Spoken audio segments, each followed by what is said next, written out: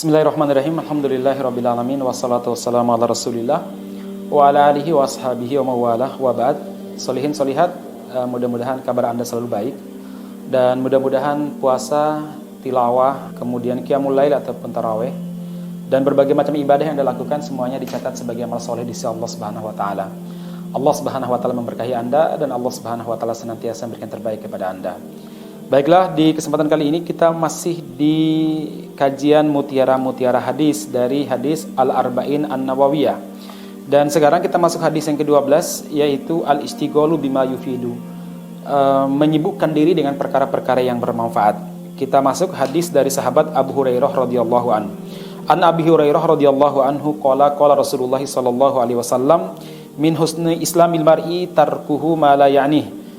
Dari sahabat Abu Hurairah radhiyallahu anhu, beliau berkata bahwasanya Rasulullah sallallahu alaihi wasallam bersabda, di antara tanda kebaikan keislaman seseorang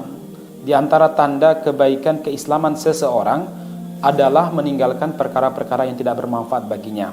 Hadisun hasan rawahu Tirmidzi wa ghairuhu hakadha. Hadis ini statusnya hasan, diriwayatkan oleh Imam At-Tirmidzi. Demikian juga hadis ini diriwayatkan oleh Imam Ibnu Majah, kemudian juga diriwayatkan oleh Imam Malik dan juga diriwayatkan oleh ulama-ulama lainnya. Baik, saudara sekalian, hadis ini para ulama mengatakan sebagai qaidatul hayah, sebagai kaidah kehidupan yang luar biasa. Imam Ibnu Rajab Al-Hambali beliau mengatakan wa hadzal haditsu aslun 'azimun min usulil adabi. Hadis ini merupakan pondasi yang paling agung dalam urusan terkait masalah adab.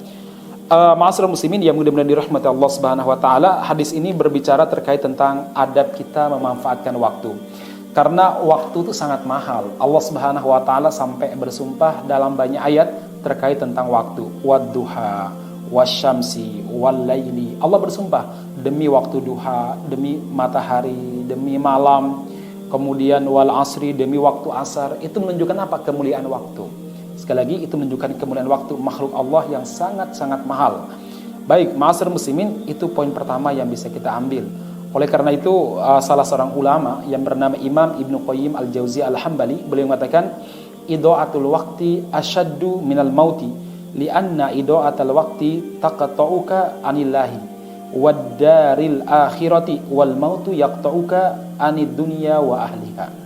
Sesungguhnya menyia-nyiakan waktu dalam perkara-perkara yang tidak bermanfaat bagi urusan agama maupun urusan akhirat kita itu asyaddu minal maut, lebih buruk daripada kematian, lebih mengerikan daripada kematian. Kenapa? Li'anna idha'atul waqti, karena menyia-nyiakan waktu dalam perkara yang tidak bermanfaat itu akan memutuskan kita, membuat jarak antara kita dengan Allah Subhanahu wa taala, menjauhkan kita dengan Allah Subhanahu wa taala dan menjauhkan kita dari negeri akhirat yang abadi, maksudnya surga. Sementara kematian, kenapa kematian lebih ringan daripada menyia-nyiakan waktu? Karena kematian itu hanya memutuskan dirimu dengan dunia dan penduduknya, bukan memutuskan dirimu dengan Allah Subhanahu wa taala.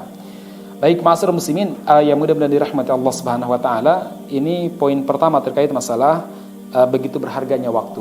Karena waktu itu luar biasa. Imam Asy-Syafi'i rahimahullah, beliau pernah mengatakan, saya telah bergaul dengan orang-orang sufi dan tidak ada yang bisa saya dapatkan dari mereka hal-hal yang berfaedah kecuali beberapa kata dan kalimat. Di antaranya apa? Al-waqtu kas-sayfi illam taqta'ahu yaqta'uka. Waktu itu seperti pedang. Kalau kamu tidak memanfaatkannya, tidak segera memaksimalkannya, maka waktu tersebut akan memakan Anda. Waktu tersebut akan meminta pertanggungjawaban Anda kelak di hari kiamat nanti. Waktu seperti pedang, kata beliau. Baik jemaah sekalian, kemudian pelajaran berikutnya yang bisa kita ambil adalah apa? Rasulullah Shallallahu Alaihi Wasallam menganjurkan kepada kita untuk menyibukkan diri kita dalam perkara-perkara yang bermanfaat.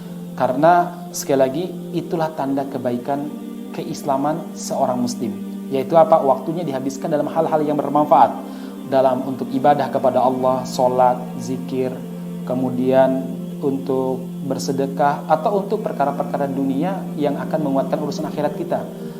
Bekerja untuk anak istri kita, kemudian membantu orang tua, berbisnis, yang semuanya itu akan membantu urusan akhirat kita, membantu kita untuk berdakwah, membantu kita untuk berinfak, kemudian membantu kita untuk membiayai keluarga kita.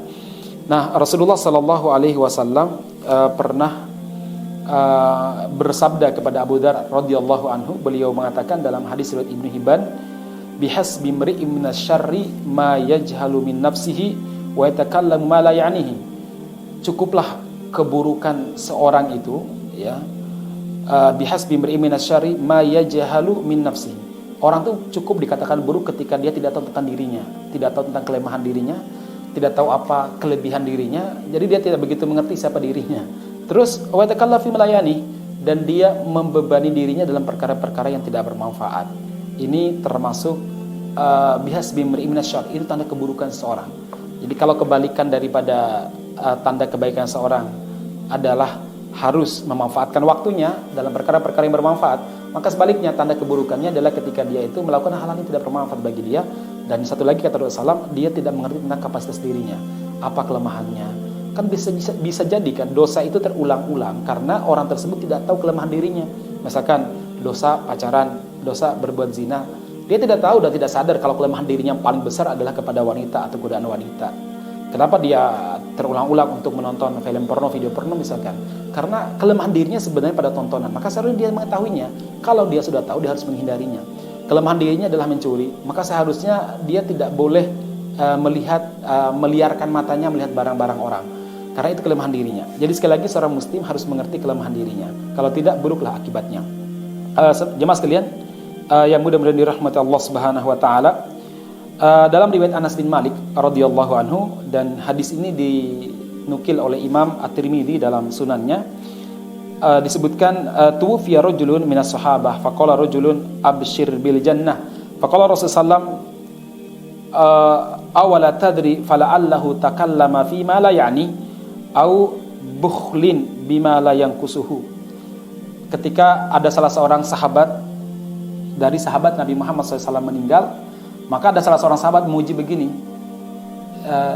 dia mendapatkan kabar gembira dengan surga, artinya dia akan masuk surga. Kemudian Rasulullah SAW malah justru mengomentari begini, kamu tidak tahu kan, bisa jadi dia itu berbicara dalam perkara-perkara yang tidak ada manfaat bagi dia, atau dia bakhil, tidak mau menginfakkan sesuatu yang tidak akan berkurang. Maksudnya waktunya, ilmunya, hartanya untuk Allah, untuk Islam, dia tidak mau gunakan, padahal nggak pernah berkurang. Waktu yang digunakan untuk berdakwah, kemudian tenaga, pikiran, demikian juga harta yang kita gunakan di jalan Allah tidak akan pernah berkurang, justru bertambah. Maksud dari hadis ini adalah apa? Rasulullah SAW mengingatkan kepada sahabat tadi untuk tidak tergesa-gesa dalam menghukumi orang yang meninggal walaupun zahirnya adalah muslim sebagai penduduk surga, karena yang tahu adalah Allah Subhanahu wa taala. Itu faedah pertama. Faedah kedua adalah apa? Tentang bahayanya melakukan, mengatakan, mengucapkan kata-kata yang tidak bermanfaat, karena itu akan bisa menghalangi kita dengan surga. Kata beliau apa? Awala tadri, bisa jadi kamu tidak tahu. La'allahu fala'allahu, bisa jadi dia ini takallama fi malayani, berbicara dalam perkara-perkara yang tidak bermanfaat bagi dia, sehingga dia terjauh dari Allah Subhanahu wa taala. Atau dia tidak menginfakkan sesuatu yang tidak pernah berkurang, yaitu infak di jalan Allah Subhanahu wa taala. Jemaah sekalian yang mudah-mudahan dirahmati Allah Subhanahu wa taala, dalam hal ini juga Imam Al-Hasan Al-Basri rahimahullah, beliau pernah mengingatkan kepada kita terkait tentang pentingnya waktu kita untuk dimanfaatkan dalam hal-hal yang baik. Beliau mengatakan, ya ibna Adam innaka antal ayyam, wahai anak Adam, kalian pada hakikatnya kumpulan hari, kumpulan waktu, kumpulan menit, kumpulan jam, kumpulan hari, kumpulan minggu. Kullama dhahaba yaumun, setiap hari berlalu dari umurmu, setiap ada hari yang berlalu dari umurmu, dhahaba ba'duka, maka sebagian dirimu telah hilang, ya, tinggal menunggu kematian. Terus begitu. Kemudian beliau juga mengatakan dalam sebuah riwayat, min alamati iradillahi anil abdi an yaj'ala syughlahu fi ma la ya'ni. Di antara tanda Allah berpaling dari seorang hamba, tidak begitu senang kepada seorang hamba, kapan? Ketika Allah Subhanahu wa taala menyibukkan hamba tersebut dalam perkara-perkara tidak bermanfaat. Jadi kalau Anda debat tentang poligami, menghabiskan waktu terkait masalah itu, padahal sebenarnya tidak begitu bermanfaat bagi Anda, ya. Cuma ya kepuasan saja, bukan untuk mencari fikihnya, bukan untuk mencari hikmahnya.